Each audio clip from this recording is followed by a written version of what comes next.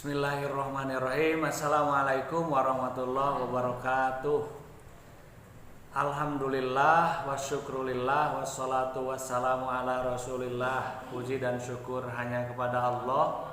Salawat dan salam mudah-mudahan tetap tercurah kepada Nabi Muhammad SAW. Hari ini kita akan membahas tafsir surat Al-Ikhlas. Pertama, penamaan surat.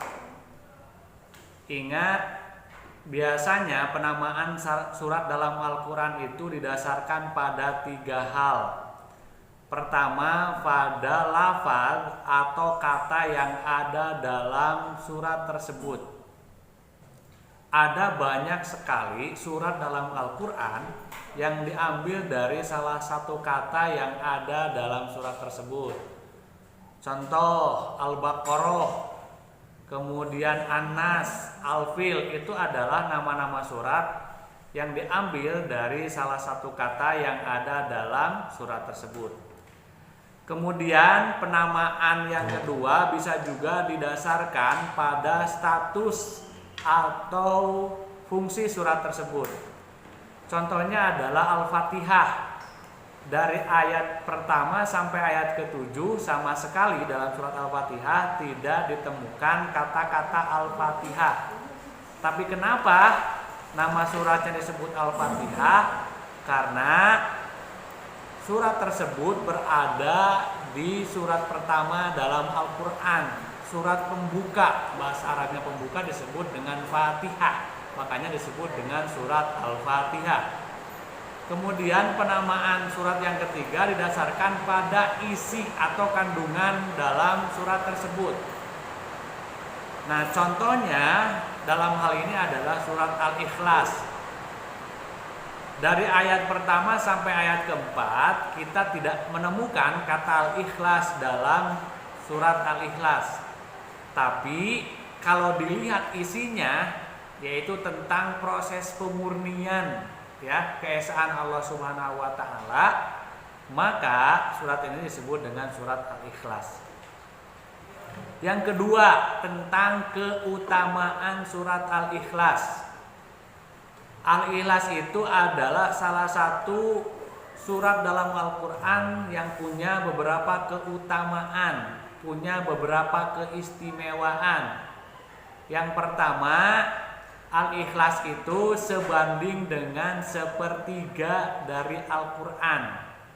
Al-Quran itu kan menurut beberapa ulama isinya itu dibagi menjadi 3 bagian.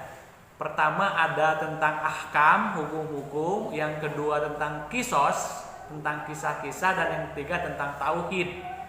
Nah, Al-Ikhlas ini berbicara tentang tauhid, maka layak Al-Ikhlas disebut sebagai 1/3 dari Al-Quran. Keutamaan yang kedua dari surat Al-Ikhlas adalah orang yang mencintai surat Al-Ikhlas dengan sering membacakannya itu akan dibalas cintanya oleh Allah Subhanahu wa taala. Ya. Ada beberapa riwayat yang menjelaskan tentang hal ini, di mana pernah suatu ketika Rasulullah mengirim seseorang untuk urusan perang dan sekaligus menjadi imam sholat pasukan tersebut. Nah, ketika mengimami di rakaat pertama, kedua, setelah membaca surat Al-Fatihah, kemudian orang tersebut membaca surat, dan setelah membaca surat di rakaat pertama diakhiri dengan surat Al-Ikhlas. Sama juga dengan di rakaat kedua. Nah, itu tidak biasa, maka para sahabat memberitahukannya kepada Rasulullah SAW. Rasul bertanya kepada orang tersebut, kenapa orang berbuat demikian? Alasannya, orang itu menjawab, karena dalam surat Al-Ikhlas ada sifat-sifat Allah Subhanahu wa taala dan aku sangat suka sekali membacanya.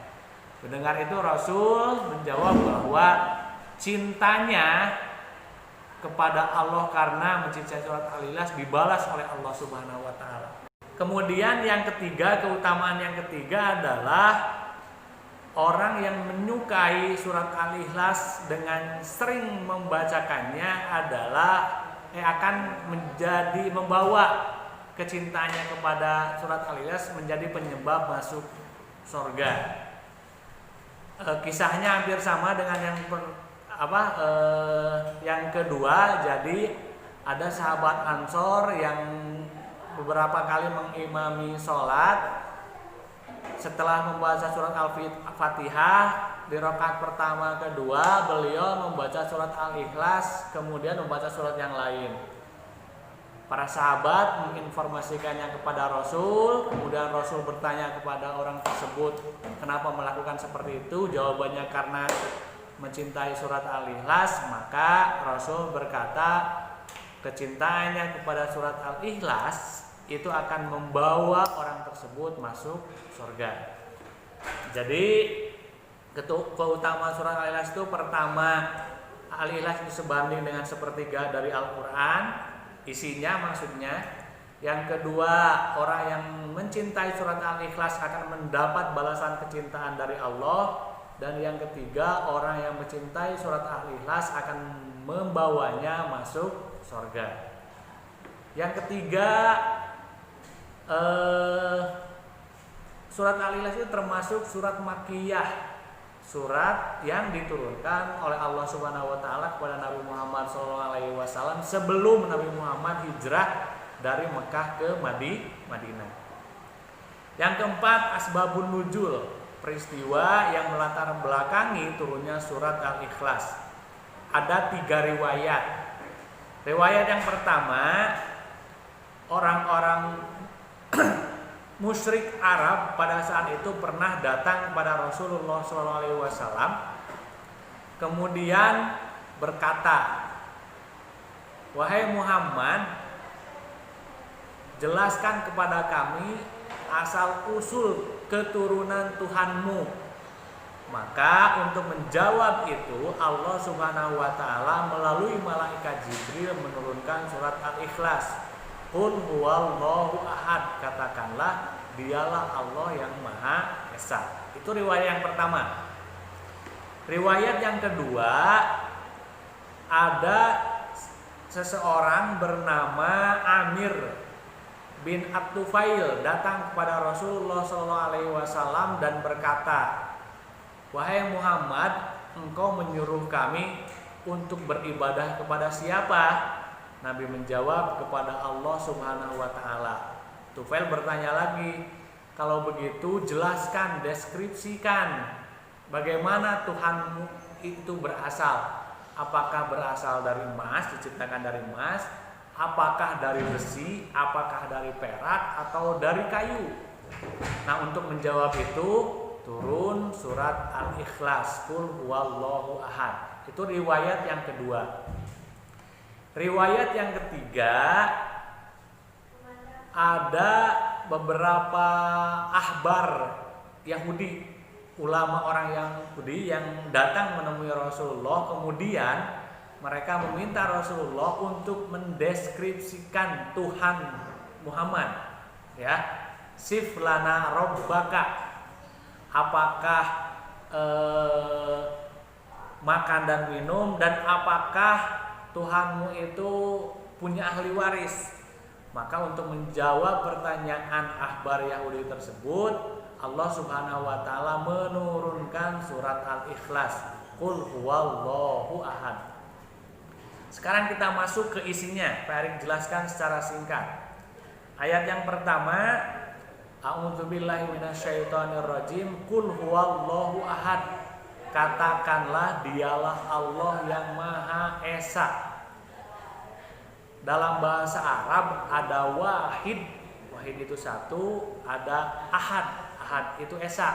Ahad beda dengan wahid.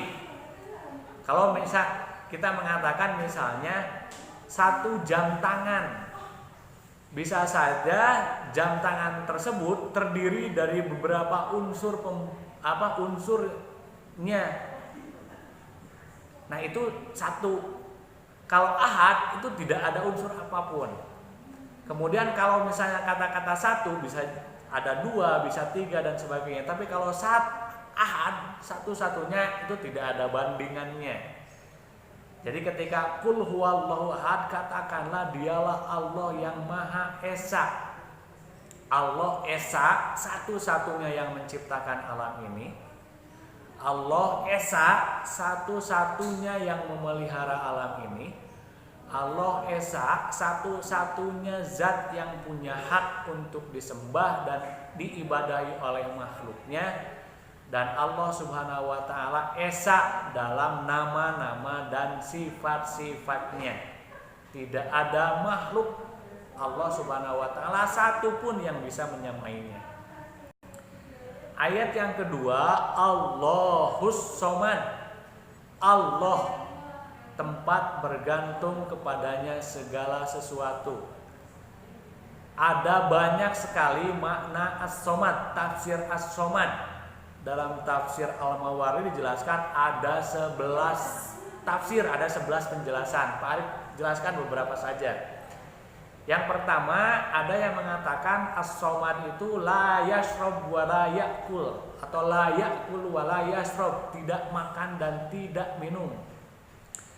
Ada juga yang mengatakan As-Somad itu adalah seorang pemimpin yang kepemimpinannya sudah sangat sempurna, seorang yang agung yang keagungannya sangat sempurna, seorang yang sabar yang kesabarannya sangat sempurna, seorang yang sangat bijaksana yang kebijaksanaannya sangat sempurna.